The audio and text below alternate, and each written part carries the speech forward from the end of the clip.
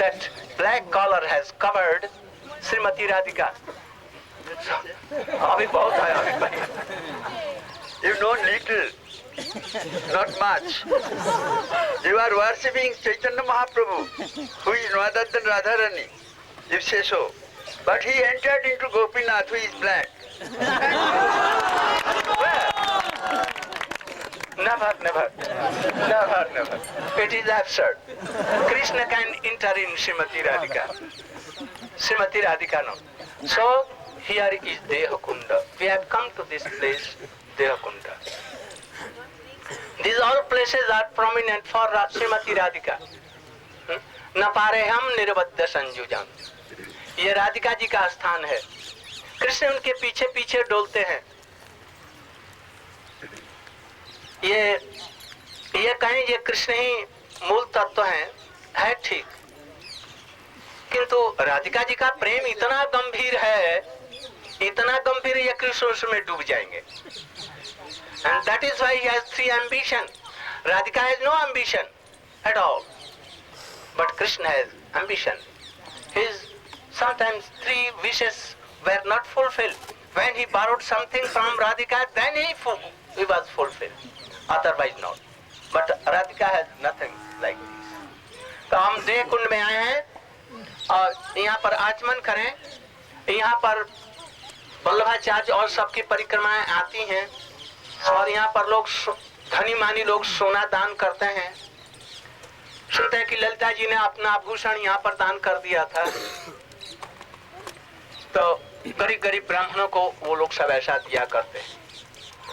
तो हम लोग यहाँ पर हमारा सबसे जो बेस्ट कीमती चीज है वो क्या चीज है? हृदय है, प्रेम है, श्रद्धा इत्यादि है. आज हम कृष्ण के चरणों में, यहाँ पर राधा जी के चरणों और ललिता जी के विशेष चरणों में हम लोग यहाँ पर अर्पण करेंगे. इससे बढ़कर के और कुछ नहीं.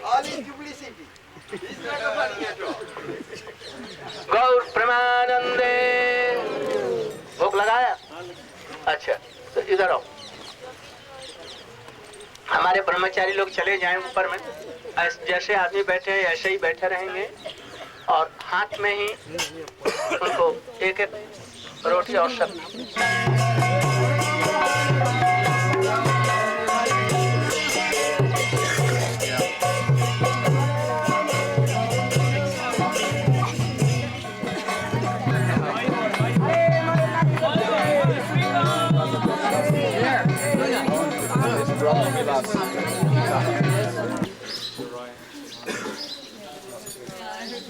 আমার বাড়ি চিত্র শিলা আর দুজন সখী আছে দুজন চিত্র শিলা ও এই যে হ্যাঁ মাঝখানে রাধা কৃষ্ণ মাঝে এই কৃষ্ণ এই রাধা রানী আর এই সখী এই সখী আচ্ছা অটোমেটিক নো বডি মেড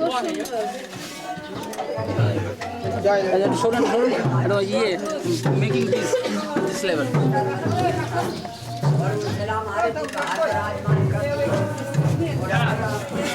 এই খুলনা খুললে দেখি না আরে এই কোথায় খুলছো কেন? আরে খুলো না, খুলে পড়ে যাবে তো. পড়ে যাবে পড়ে যাবে.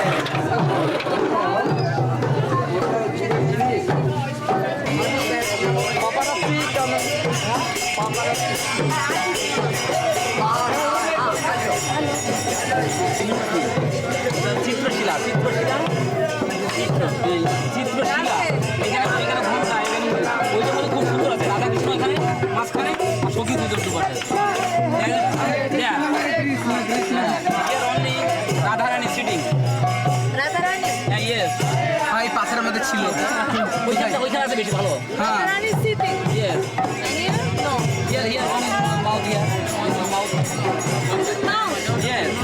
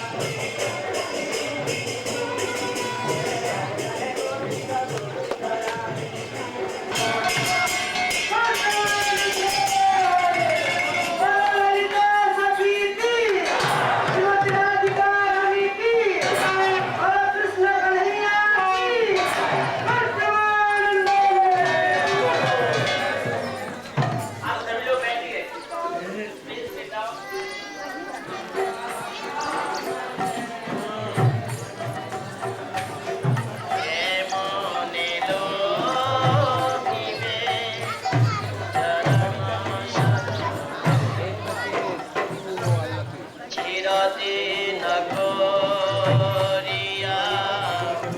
উচ্চারণ আশা চিরদিন করিয়া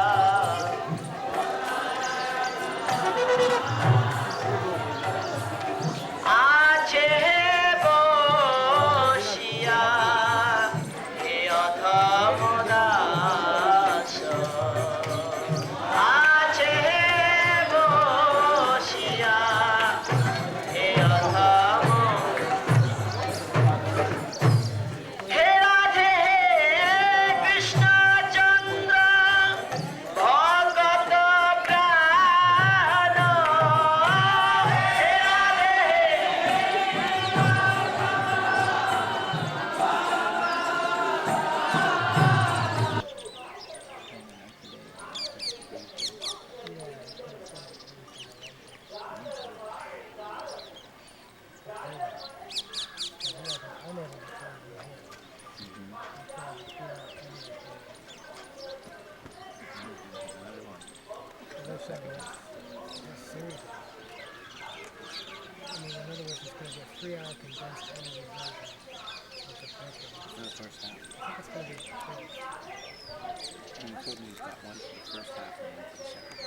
Well, marriage.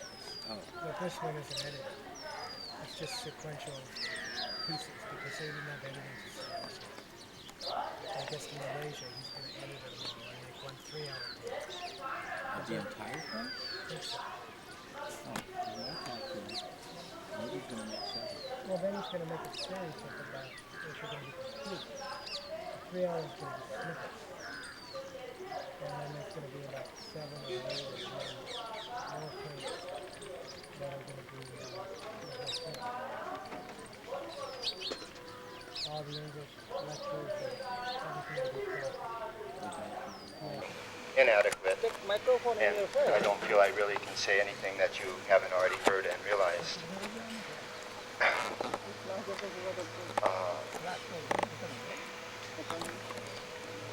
The first impressions I had when I saw Srila Prabhupada, Srila Gurudev, my Diksha Guru, was I noticed that he just was not from this world.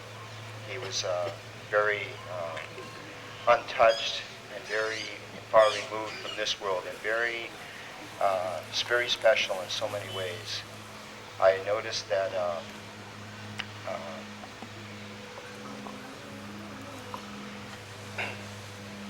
before I met Srila Prabhupada, I had also tried to find some guru, and when I'd come to these other gurus, so-called gurus, they seemed to have some prowess, some yoga practice or something that had given them some power, but they were not very humble, and I was not feeling very comfortable, so I never could accept any of these other false gurus. But when I finally saw Srila Prabhupada,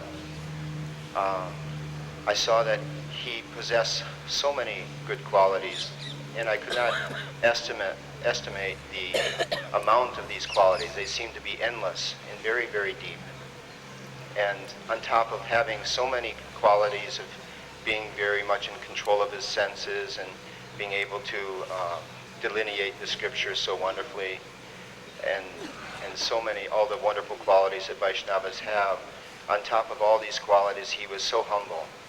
And that was, to me, very impressive. And I was simply astonished.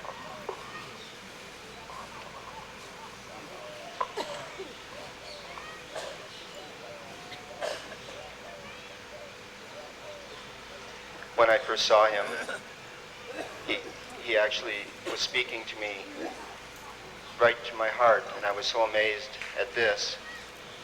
And he said that you're from the spiritual world.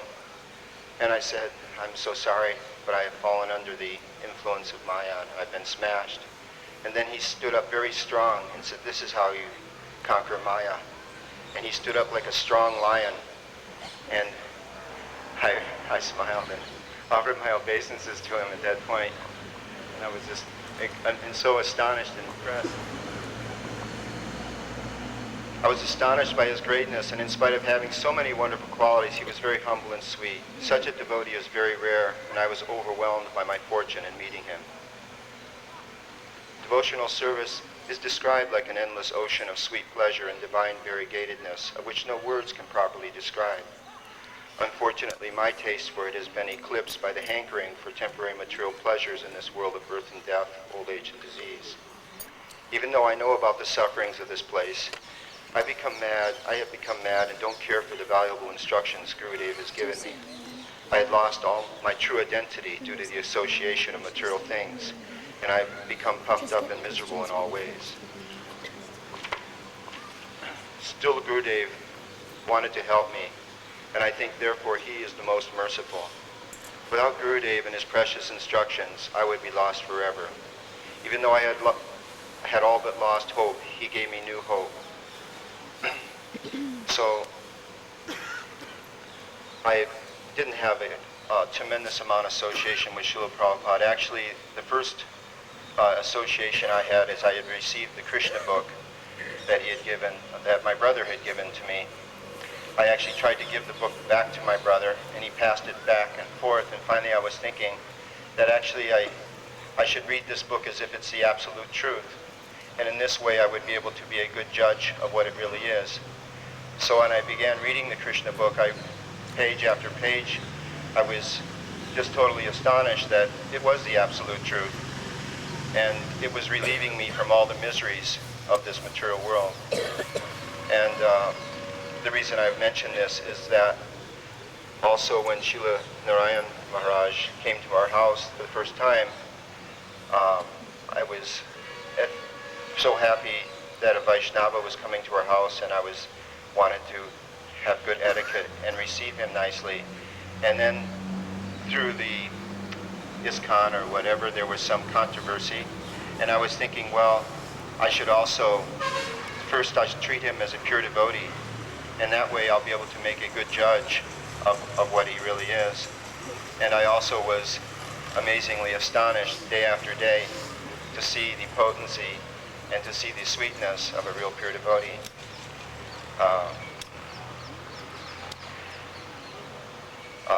Sometimes, due to my sick condition, Gurudev's instructions seem to be hard and almost like poison.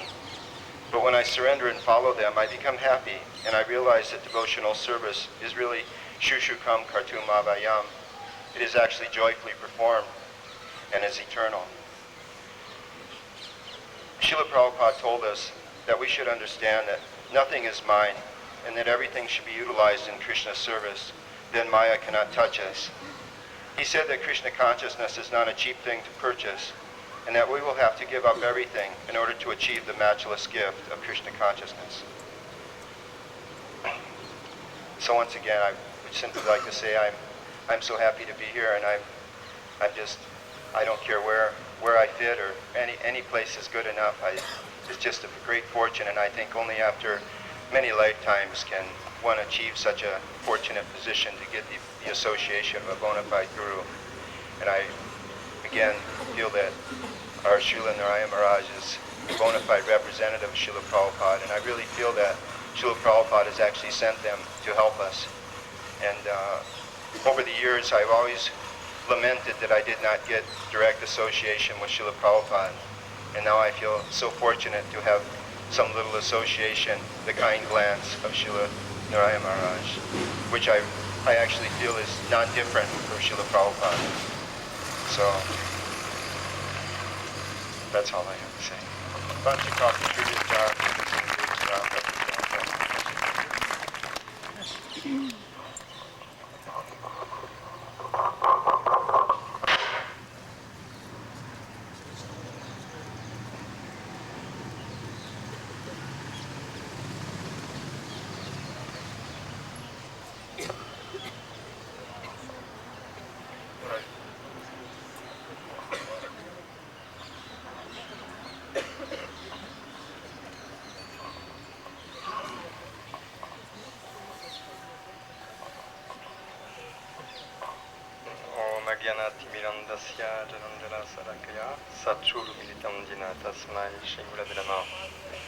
Nama Om Vishnu Padaya Krishna Prestala Bhutaye Srimati Bhakti-Vedanta Swami Nityananda.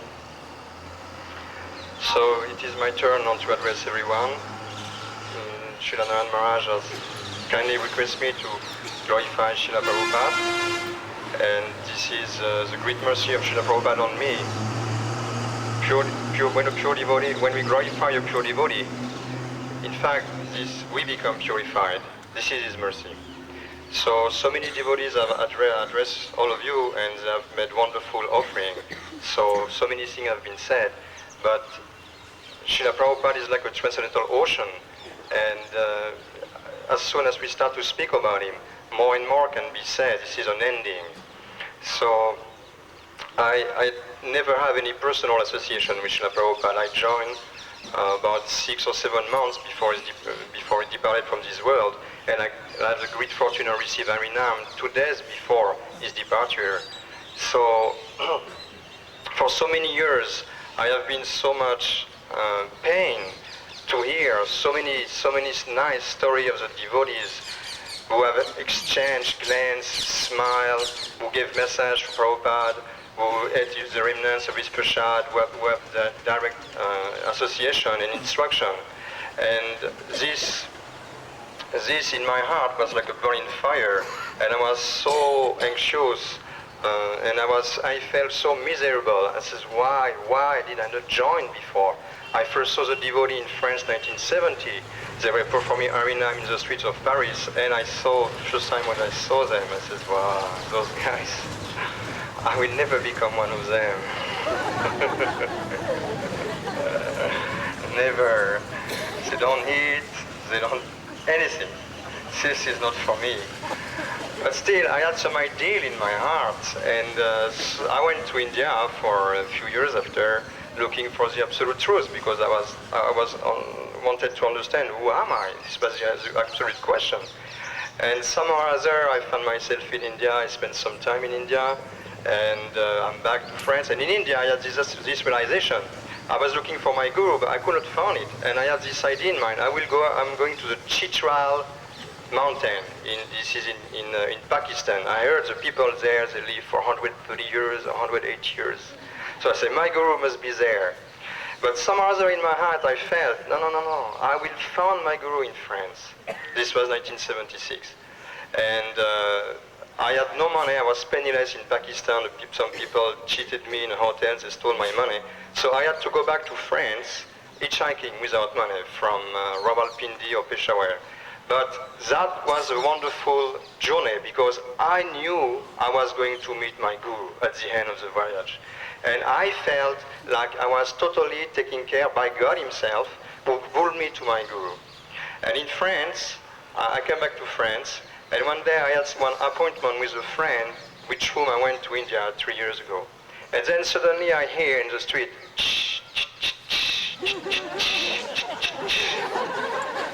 I say, wow, that's true. And I remember those people, they were looking always happy. And I says, well, and my friend didn't show up. I said, I'm going to follow those guys. And I just went, and it was so wonderful. They were chanting, dancing, and they were giving me prasad. And I followed the Harinam for 3 hours. And at the end, they were turning in the Boulevard Saint-Michel like this, turning around, chanting Hare Krishna, Hare Bol. And at the end, one devotee approached me, and he says, what are you looking for? And I look at him, and I had read some philosophical books, I had some little understanding. And I says, well, I'm looking for liberation. But I knew I was not looking for liberation. I had read Shankar's books, and I knew something. It was totally blurred, but something must be higher. And he looked at me right in the eye, just like sometimes Narayana Maharaj is looking in your eyes. And he says, a devotee is already liberated. And so this immediately makes sense. And I says, wow, that guy, he seems to know a lot. And he's so sure, he's so sure of what he's talking about. This must be true. So he said, you can come visit us, and you can come to the temple, and you can sometimes associate with us. So that night I was so happy, I just went back to my house chanting Hare Krishna all the way by the train, by the subway. And the next day I went to the temple, and then it was like, one devotee mentioned that 2 days ago, that when we were entering the temple, even in the street around, just 10 or 20 meters around, the smell, the fragrance was like divine. It was a mixing of ghee, of spice, of incense. It was so totally from out of this world. And you were just penetrating in another world. And everything was, now those devotees who have been in this temple in Paris, they can testify of this. It was just like wonderful.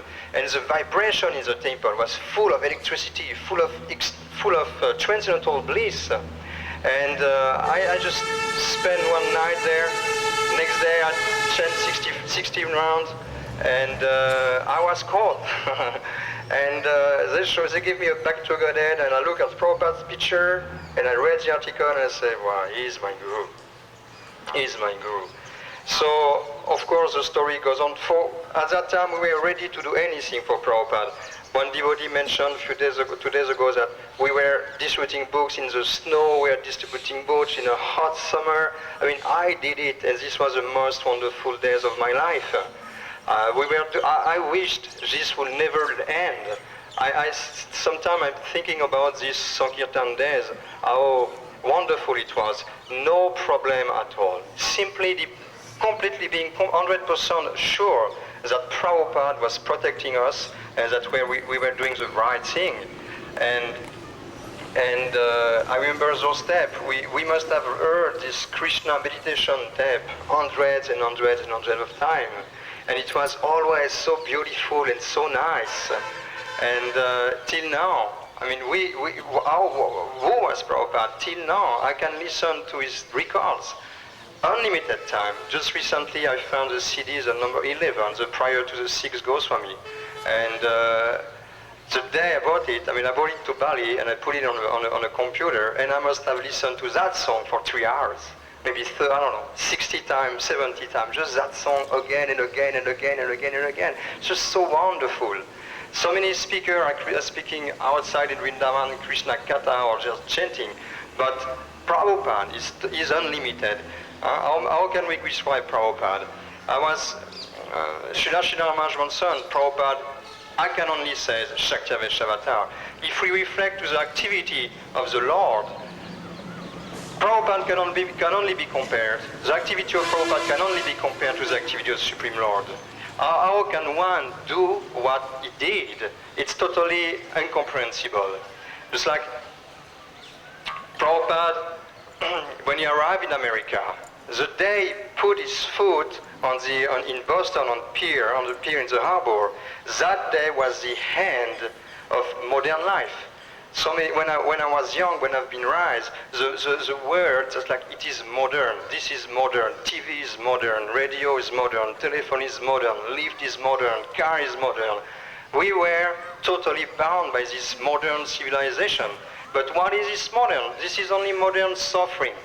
Modern suffering. And Prabhupada, when he came there, he completely defeated this modern civilization.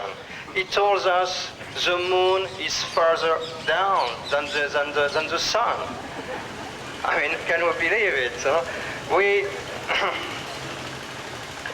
I remember in 1969 we saw the astronaut landing on the moon, and those guys had big scaphandre to just walk on the moon. But I was reading Prabhupada's prayer, and I tried to imagine how Prabhupada must have felt. No, I was reading Prabhupada letter to Srila Maharaj, and I was wondering how Prabhupada must have felt arriving in New York. I just remember one day Prabhupada saw the snow in the city of New York. He never saw the snow before. He was totally amazed by the snow. And Prabhupada is saying to Narayana Maharaj, it's unbelievable, those people are driving their cars themselves. They have no driver.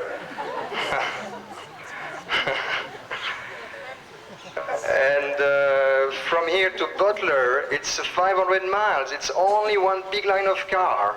So many things Prabhupada was. So we Westerners from the modern world, we think that to conquer the world, we have to go to the moon. But here is coming a very, very humble person. He's not wearing a scaphandre. He's wearing pink dhoti and pink kurta and white shoes, and he's conquering the world. How can we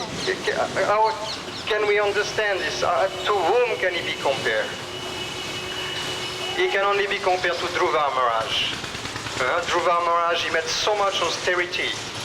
Of course, he was motivated. Srila Prabhupada had a different motivation. Dhruva Maharaj was motivated. He wanted to have a kingdom larger than the one of his father. And so Narad Muni appeared, and Narad Muni gave him this wonderful mantra. And when Dhruva Maharaj accomplished his austerity, because he stopped his breath, the entire universe started to suffocate. So after Vishnu appeared to him, and on a due time, when he went back to Godhead, he took his mother, and he and his mother stepped on the head of the death. So when Prabhupada came to America, when he put his foot in America, Prabhupada stepped on death's head. He created for us a wonderful world. He gave us he gave us everything. There are so many things I wanted to say, I'm just going sorry. So Prabhupada appeared everywhere, so he can be compared to Nishingadev. Prabhupada, I was also reading one letter to Narad Maharaj, to Srila Maharaj, how he was saying, I'm going back to Vrindavan, but maybe I will be in California, and I will be in London, then I will be in Moscow, and then I will be in Delhi. I'm aware, I'm just asking myself, how can one like Narad Maharaj felt, or any devotee in Gaudiya Math at that time felt that Prabhupada is going to San Francisco, New York, then he's going to Montreal, he's going to South America, he's coming back, going to Moscow. Who is he? Who can it be? How can one do such a thing? When Srila Puri Maharaj 2 or 3 years ago, he went for the disappearance of Srila Prabhupada in Vrindavan. He apologized. He says, we didn't understand who he was. We didn't understand what he was doing. And he felt sorry for the misunderstanding of the past. So Srila Prabhupada, he was like, what can we say? He was such a gentleman. Imagine, he has been living all his life in India. He was a gentleman. He was a pure devotee. And then he became totally empowered because his determination, his faith in the word of his guru was so strong that he decided to go alone at the age of 70 to the West, and he was ready to die to accomplish this mission. He was ready to die. So in the same spirit, so imagine such a person coming from such a nice family. His father was a pure devotee. He's coming to America and he says to the devotee, you must chant 64 rounds. So the devotee says, after a few days, Prabhupada, we cannot. So Prabhupada says, okay, chant 32. Prabhupada, we cannot. Chant 24. Prabhupada, we cannot. Chant 16, not less. Oh, Prabhupada, thank you. You saved me. Because, and also he had this, what he called this ISKCON bullet. That was his gulab jamun. In a temple in 26 Second Avenue, he had a bucket full of gulab jamun, and the devotees, they could take the gulab jamun any time of the day, as much as they want. This is, I mean, how can one be doing this unless he's totally empowered? He gives Brahma Gayatri to the ladies. He sends the ladies in Sankirtan, Harinam Sankirtan. He's a total revolutionary. Prabhupada died to live. In fact, he had his heart attack on the boat on Jaladuta, and probably he would have passed away if Krishna would have come to save us. So at that time, maybe, I don't know, maybe he must have become totally empowered, because at that time he should have died, maybe, according to what he says. So he accommodated, the story of Prabhupada is not a funny story. Actually, it's a very grave and very deep story. Prabhupada, in the Western world, we know the Christ who died for our sin, according to what the Christians say. And the Christ actually died on the cross for us. So, but Prabhupada also did it. Srila Maharaj explained at a certain point, you become part of the suicidal squad. So Prabhupada exemplifies this. If Prabhupada would not have come to the West, probably he will also be with. He will be here. We won't be here, but he will be here. Maybe he will be 100 years. He was healthy. He knew about medicine. So, but he died for us, and we should very carefully try to understand why did he come for? What is his mission? What is my responsibility now? I have become so-called his disciple. I have accepted initiation from him. But what is my responsibility now? How can I become like him? Of course, it's totally impossible, but to become like him. But I should at least try to become little humble. I should try to have little faith in him. I should have tried to become modest. I should try to become simple. I should try to become generous. I should try to become tolerant. Prabhupada exemplified to the utmost all these qualities. There is nine limbs to the devotional service. Shravanam, Kirtanam, Vishnu Smaranam. So Prabhupada attained perfection. He showed us perfection in those 9 processes of devotional service. If we reflect on his pastime, we will see that he actually did. I cannot recall everything. I just very, very little. Prabhu, and I am not qualified to say all this. So I'm gonna stop now because it's like I can have to give the mic to somebody else. Thank you, Maharaj. I wanted to say something also. Again. I have the full confidence that what Prabhupada did for us, and Srila Narayana Maharaj is going to do. Prabhupada sacrificed his life for us, and I'm observing Srila Narayana Maharaj since a few months, since a few days here, and the way he treats devotees, and what he is doing is totally in line with Prabhupada, and is going to follow in his footsteps for our grace, to give us mercy. So I'm really appreciating this, and this is wonderful.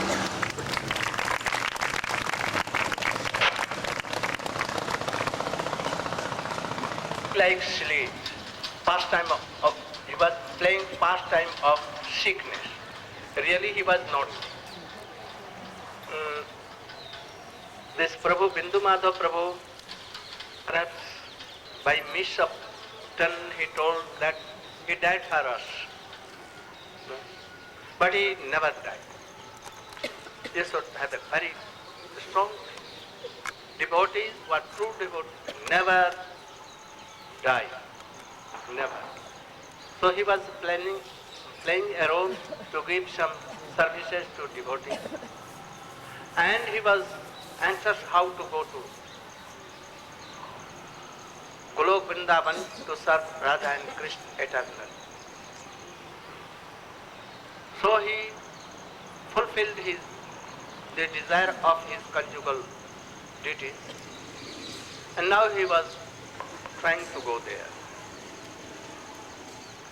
So at that time he sent a message to me that I have heard that you have any boy who knows some message. So can you help? I at once sent Sukhananda.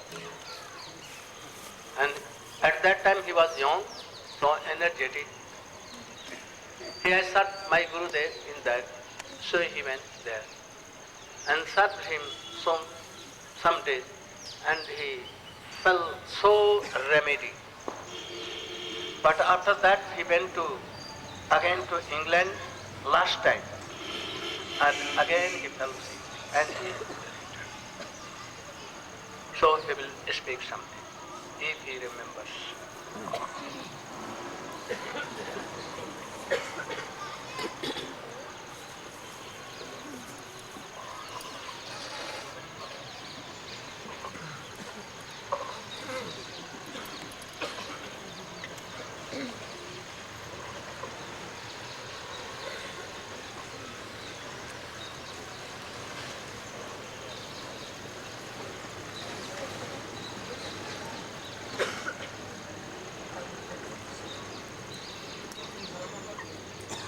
Nityabe Gaura Chandraya Radhikaya Tadalaya.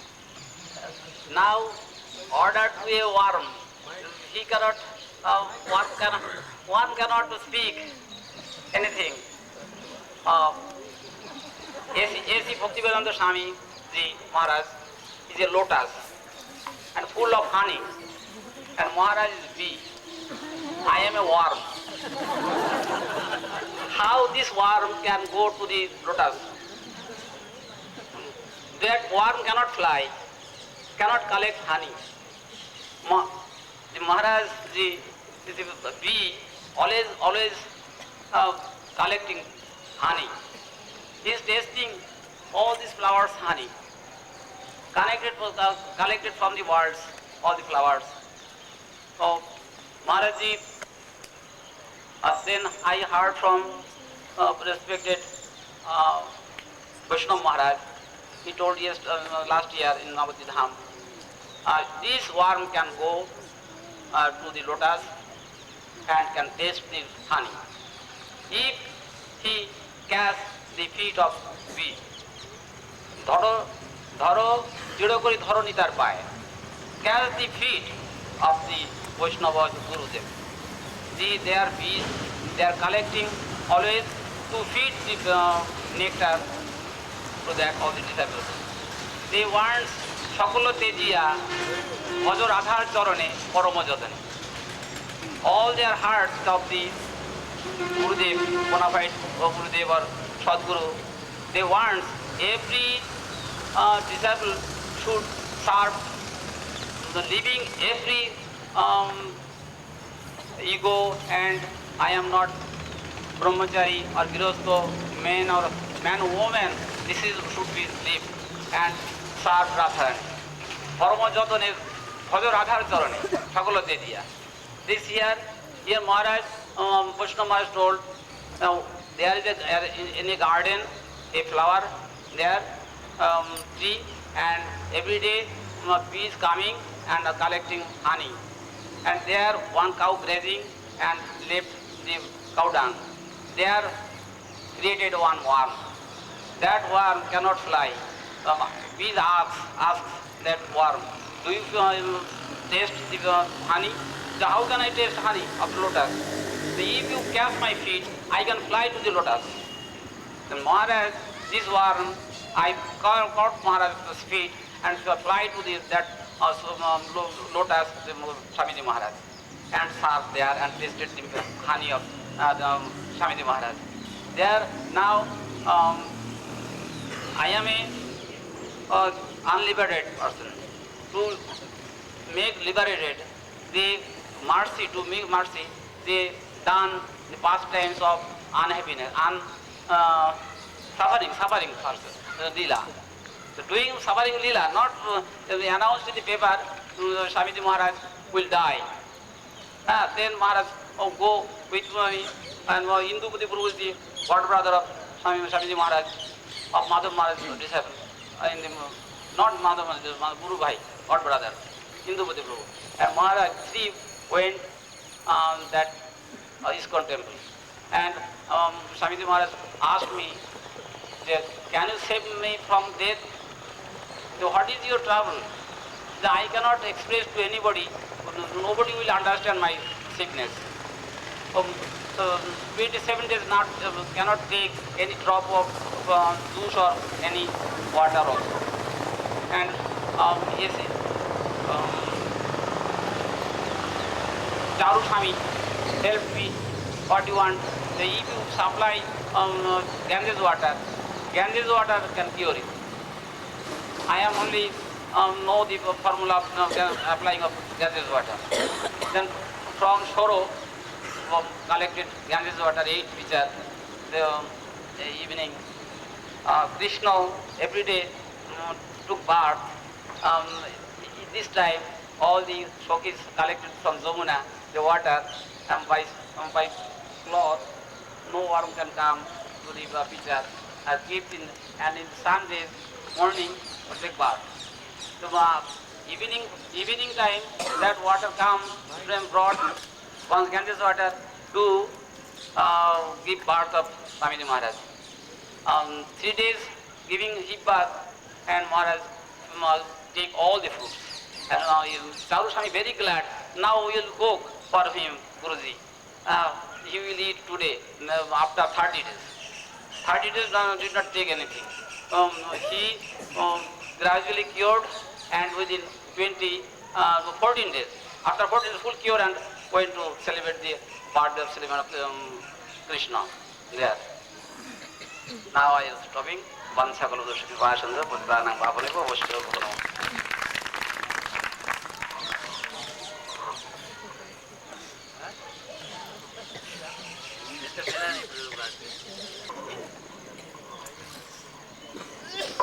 Namo Vishnu Padaya Krishna Pastaya Bhutale Srimati Gauragam Swami. Namo Vishnu Padaya, where he was mentioning that one who is materially defective cannot really see transcendence. Verses there, Atakshri Krishna Namadi Naba Vedrahamindrai Seva Mukha Jivado Swami Vaspurachada.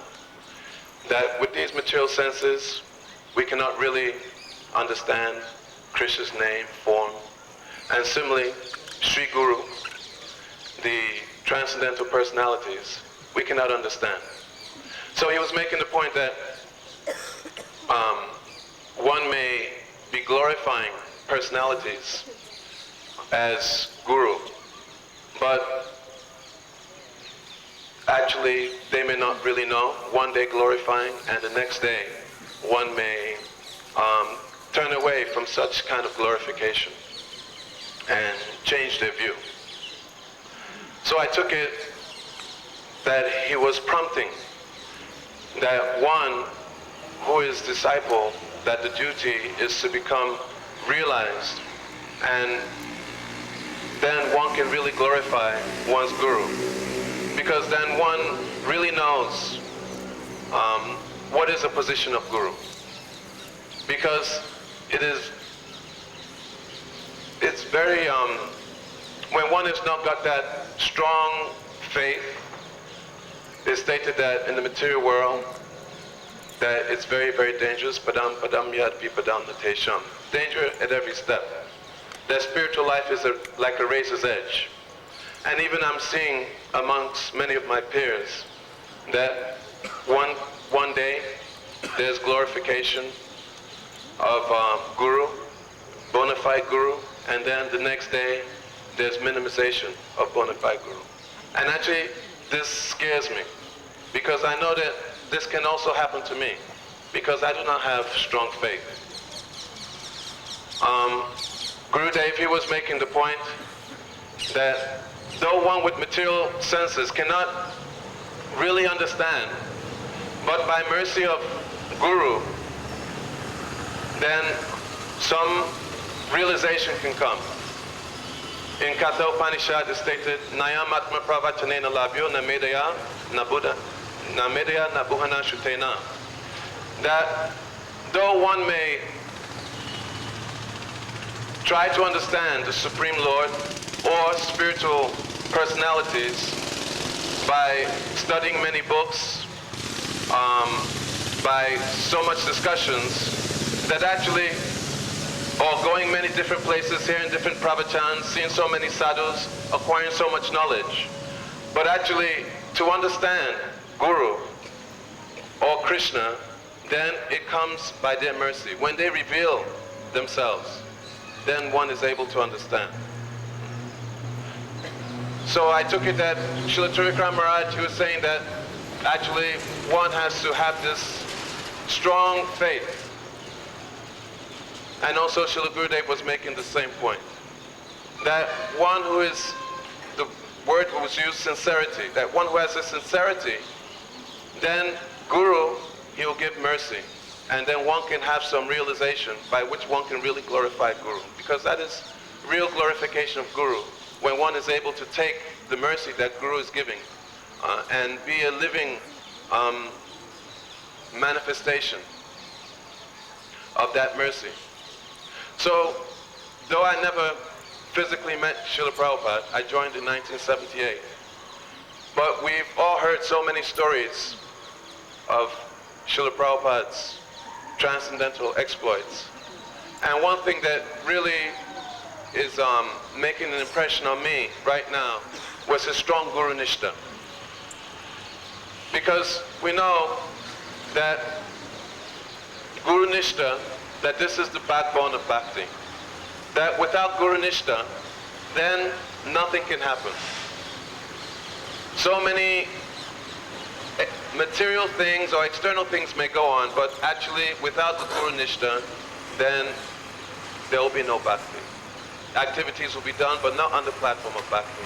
And we see that Srila Prabhupada, that he had such strong Guru Nishtha, such strong Guru Nishtha, that though he was very, very comfortably situated in Radha Damodar temple, he said that Radha Damodar temple, that is the hub of the spiritual world. And he was performing his bhajan. But what was his bhajan also? Also, he was preparing himself for the instruction that he had received from his spiritual master, Srila Bhaktisiddhanta Sarasvati Prabhupada, back in 1922 and later on in 1933. And he was going to Delhi, undergoing all kinds of inconvenience, things which would be such a disturbance to one's bhajan. But his bhajan was his Guru Seva. And he was so fixed in that.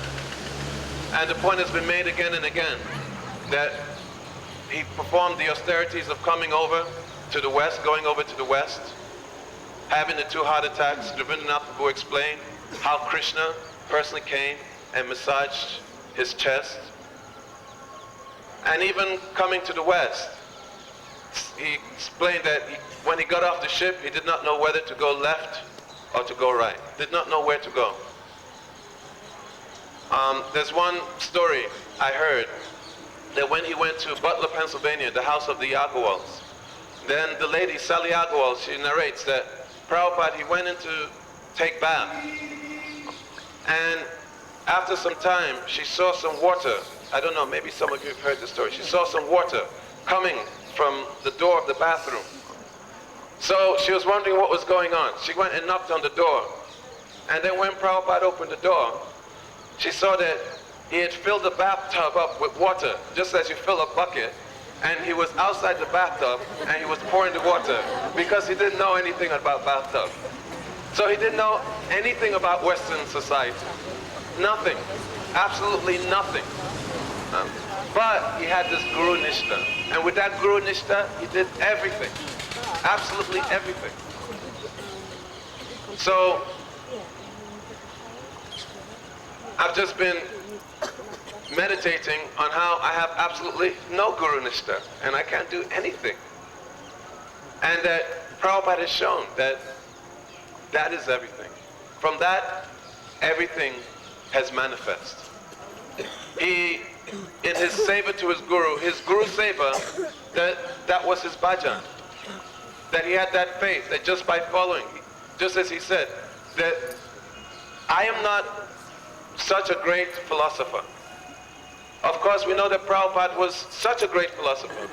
But actually, if we compare Srila Prabhupada to some of his other god brothers, it might be that some of them were more erudite than him. Actually, it might be. But what did Prabhupada accomplish?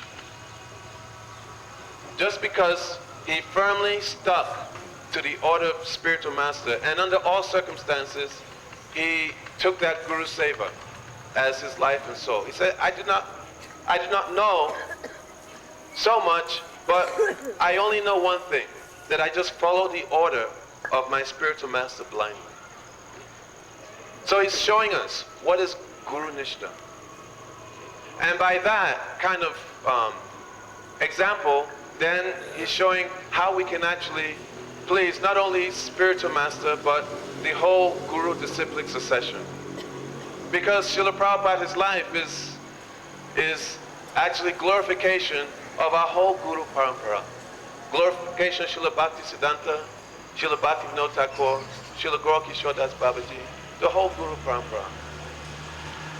So,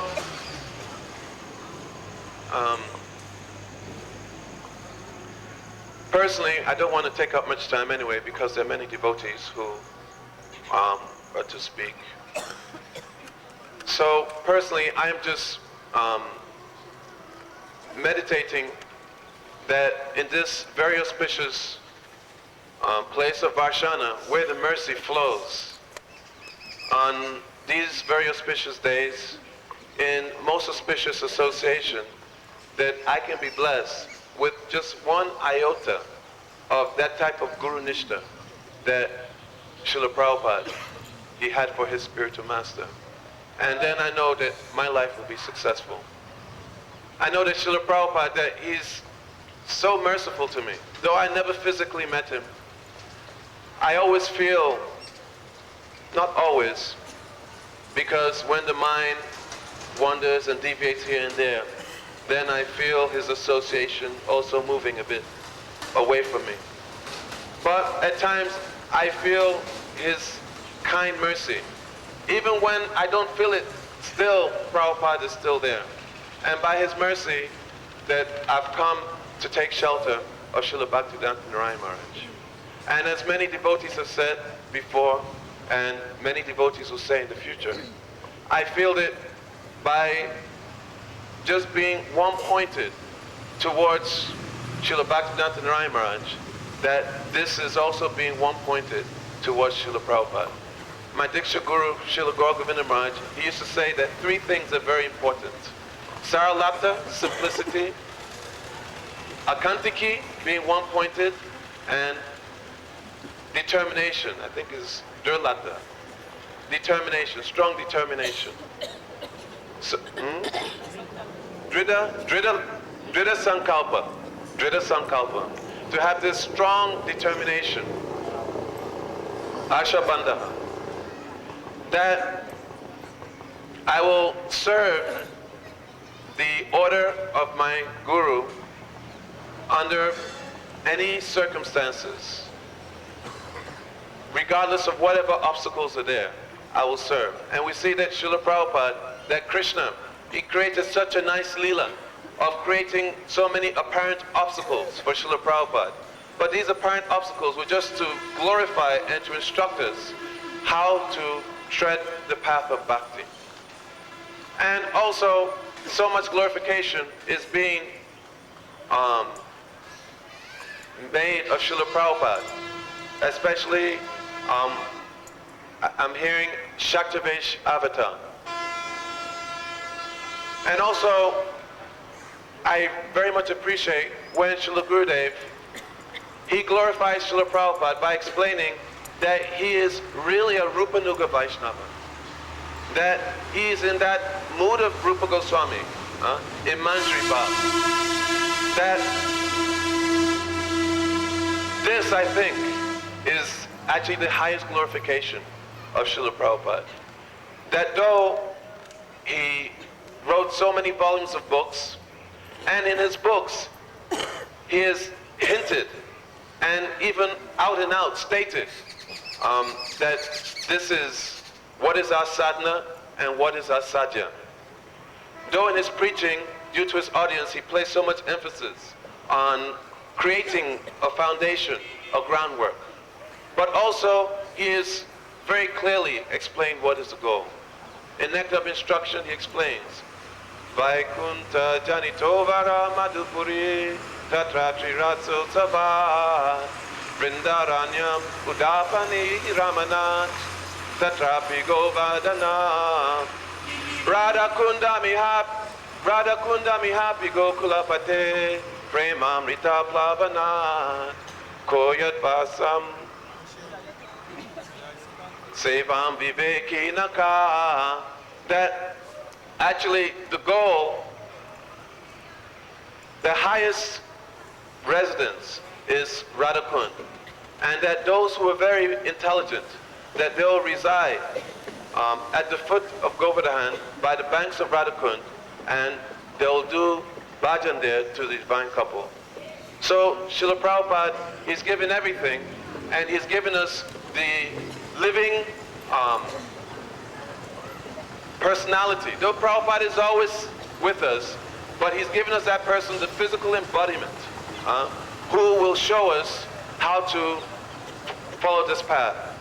And I'm just thinking for myself that my real glorification of Prabhupada is that I can just cling on, grab on to the lotus feet of Srila Gurudev and really take to this process of bhajan. One day become qualified to get this greed and take to this process and actually achieve that goal which Srila Prabhupada has given. Just as Vrindavan Vilasini was saying that the astrologer has left a treasure. The father has left a treasure. And the astrologer, he has pointed out that here the treasure is there. So Srila Gurudev, he's pointing out what is that treasure that Srila Prabhupada has left. And our good fortune and my glorification of Prabhupada is to take that treasure and to use it as the father or grandfather. Like, so I'll stop there. For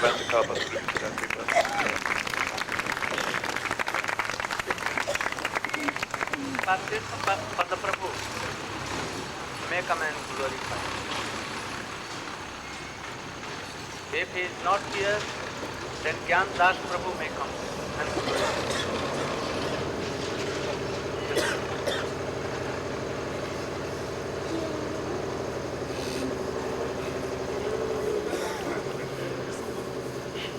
Namo Vishnu Padaya Krishna Prasthaya Bhutale Shrimati Bhaktivedanta Swamini Namaste Saraswati Gauravani Charane Nirvishesha Shunyvari Pustyachati Om Jnana Timirantasya Gyananjana Shlakaya Chakshuran Militangena Tasmai Shri Gurave Namaha. I offer my respectful obeisances under the lotus feet of my initiating spiritual master, His Divine Grace A.C. Bhaktivedanta Swami Prabhupada. And I beg for the mercy of my instructing spiritual master, Shri Srimad Bhaktivedanta Narayan Maharaj, and all the assembled devotees, that I can say something about Srila Prabhupada and glorify him a little. Actually, I am unable to glorify Srila Prabhupada because Srila Prabhupada is completely situated in transcendence. And on the path of bhakti, until we come to the stage of asakti, we don't even have a glimpse of transcendence. We're simply engaged in a process. So my great misfortune is that although Srila Prabhupada is the most important and wonderful person in my life, I don't know who he is or anything really about him. But I can give a kind of worm's eye view of some outer symptoms which I did see. Srila Prabhupada is a very sweet and beautiful person. Everything about him was sweet and beautiful. His face was so sweet and beautiful, his smile. If we see it, so there are hundreds and hundreds and hundreds of photographs of Srila Prabhupada, and every single one is wonderful. There's no boring, no off moment. All the time, so beautiful emotions he's expressing. There was one I remember when he's sitting on somebody's bed in San Francisco, and I thought, I wasn't very attracted. But Srila Prabhupada said that he was in deep ecstasy when that photograph was being taken. Anyway, his clothes, the way he dealt with his devotees, all very sweet and beautiful. It's said that the spiritual master bestows his mercy in three ways: by his glance, and by his food remnants, and by his instructions. I remember 20-odd years ago, I gave a flower to Srila Prabhupada. I was running after the car and I dropped the flower in his lap and he smiled at me. And that smile stayed with me. More actually, all his philosophy and everything in one way stayed with me. One of my godbrothers, he was standing by Srila Prabhupada. I think he hadn't had any interaction with Prabhupada at all. And Prabhupada just looked at him, up and down, and goes, And this devotee just felt completely accepted, acknowledged and accepted, like top to toe, inside and out and everything. Prabhupada's glance was so wonderful. And his food remnants, before I saw him, he was in Germany and I flew over from England to Germany with another devotee. And Mukunda, as he was then, he came out to meet us from the Schloss.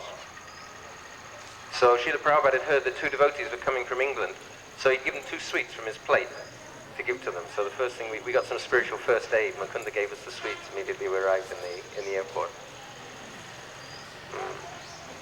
I was serving the GBCs in 1977 when Srila Prabhupada stayed at the Manor. And several times I was serving out, and in Vrindavan also after that, I was serving out the maha. So Srila Prabhupada he would ask us to mix up the maha, even the salt, pepper and medicine. We got so much stick from the GBC for doing that, because they wanted, somebody wanted the Simply Wonderful and somebody wanted this and something. But he just wanted a mush so that we were really respecting. And his teachings, what can we say about Srila Prabhupada's teachings? He's in the Guinness Book of Records. He's the most prolific writer in modern times.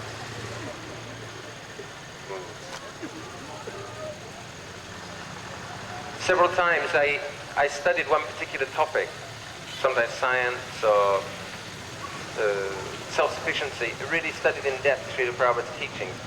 And each time it was so satisfying to find such a consistency. He came to a very, very clear conclusion. Sometimes it would take a long time to understand actually what he was saying. But I found that Srila Prabhupada was very, very consistent. I had a so-called good education, and I was looking for faults. I'm a natural fault finder. And I never found anything that really caused me any trouble. I still don't know what to make of the 5th canto, like that, but I never found anything which caused any trouble. Srila Prabhupada was so consistent. And his arguments against impersonalism, science, and like that, simply wonderful.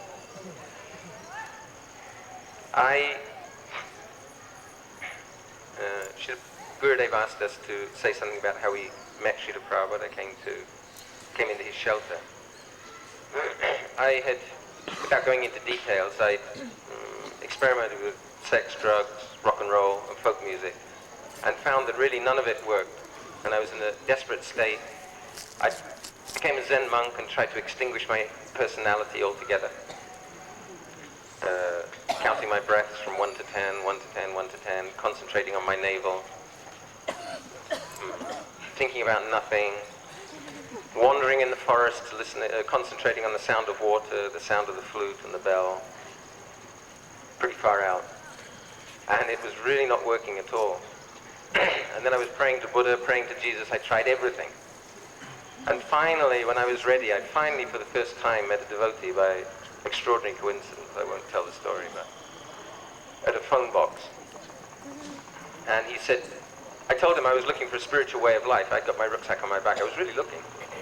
And I said, I think I should be chanting the holy name, but I don't know what name to chant.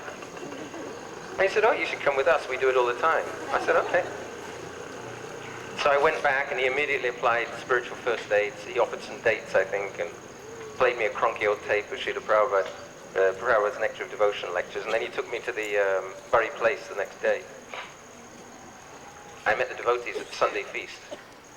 I remember my Jamaican godbrother, I'd been in the mountains. I was eating I think 2 pounds of soya beans lasted me for a month. I was picking leaves off bushes and things like that. So I went into the Sunday feast. I couldn't believe it. In Jagat Banda, you got this gigantic plate of prasadam. He said, you should eat this. It is purifying. Anyway, so I just joined there and then. Devotees have related their blissful experiences in Krishna consciousness. Actually, I hated it so much that I literally wanted to die. For the first 2 years, I think. I was so materially attached.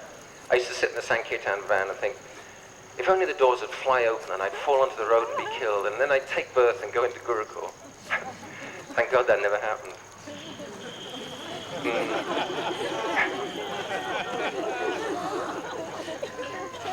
Anyway, here I am. Krishna preserves me.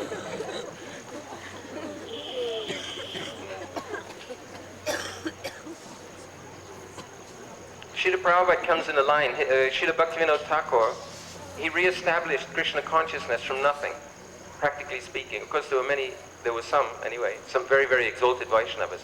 But as far as a movement, as far as people coming in contact with Krishna consciousness, I mean, even he had to search for a copy of Sri Chaitanya Charitamrita.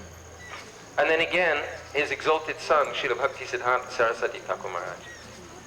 He also, to the extent that he had to put a picture of his spiritual master and award himself sannyas. So he again established a movement out of nothing.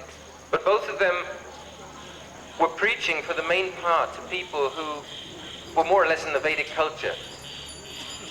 Srila Prabhupada had to start from nothing, but with people, practically the standard of behavior in the West is inconceivable to the Vaishnavas here in India.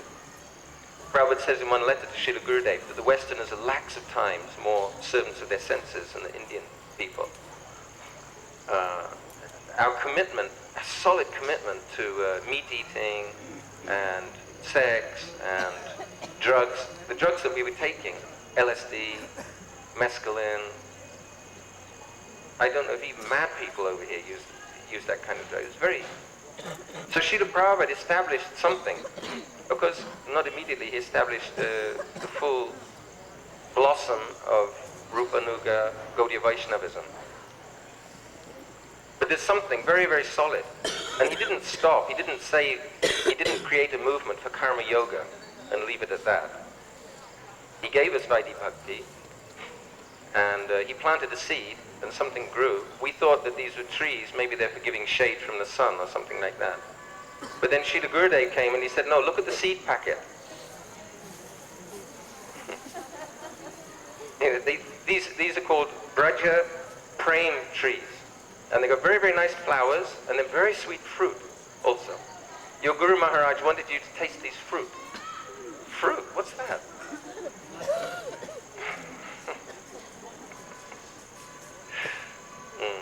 So Srila Prabhupada established a movement where some and many devotees, when somebody came to point out that actually this, if we read Nectar of Instruction, Sri Chaitanya Charitamrita, this is what Srila Prabhupada is talking about. Hare Krishna. That we could hear and to some extent appreciate.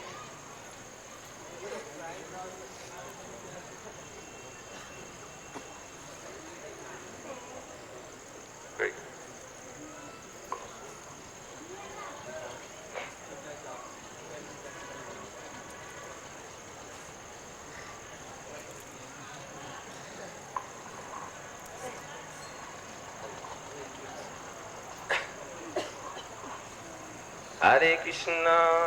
Hare Krishna, Krishna Krishna, Hare Hare, Hare Rama,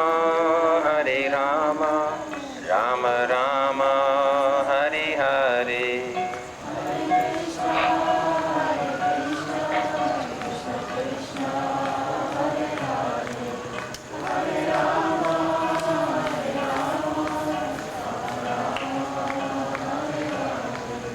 Hare Krishna.